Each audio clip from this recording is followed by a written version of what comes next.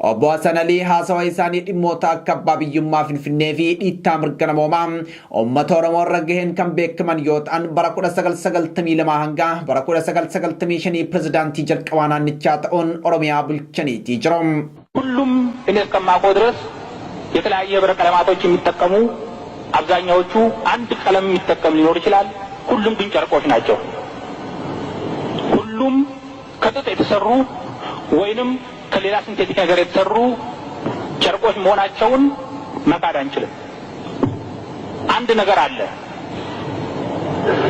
እኛ አሁንም የባንዲራን ክብር ለማሳነስ አይደለም መገለጽ ያለበት በዚህ ባንዲራ ስም ግን በኢትዮጵያ ህዝብ ላይ የተሰራው ግፍና በደል መገለጽ አለበት።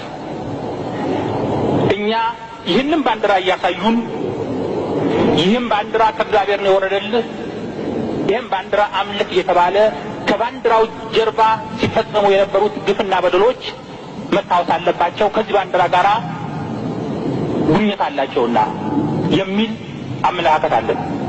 ግንኙነት አላቸውና እኛ ባንዲራው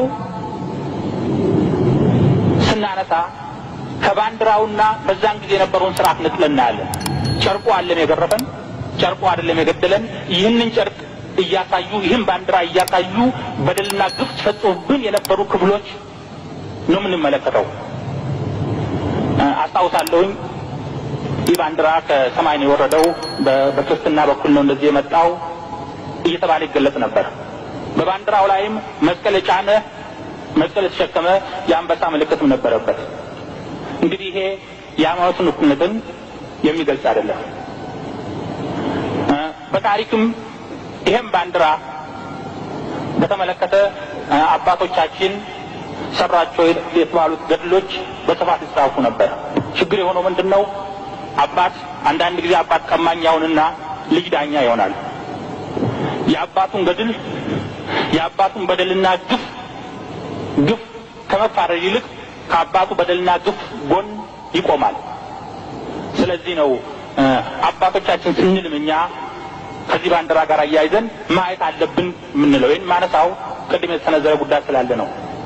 ራስ ዳርጌ የአርሲ ኦሮሞ አባት ነው ብትሉኝ አባት አይደለም ታሪካዊ ጠላት ነው የምለው እኔ። ምኒልክ የጨፈጨፈው ኦሮሞ ምኒልክ የኦሮሞ ጀግና ነው ይባል አይደለም የኦሮሞ የታሪክ ጠላት ነው የምለው እኔ። ስለዚህ ታሪክን እንግዲህ በተለያዩ እይታ ነው የምንመለከታቸው።